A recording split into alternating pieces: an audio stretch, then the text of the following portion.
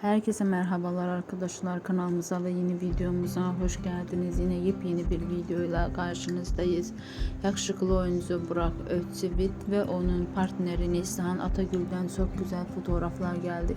Yeni gelen kareleri sizlerle paylaşıyoruz. Siz de kanalımıza abone olmayı, videomuzu beğenmeyi unutmayın. İyi seyirler, hoşça kalın, bizimle kalın.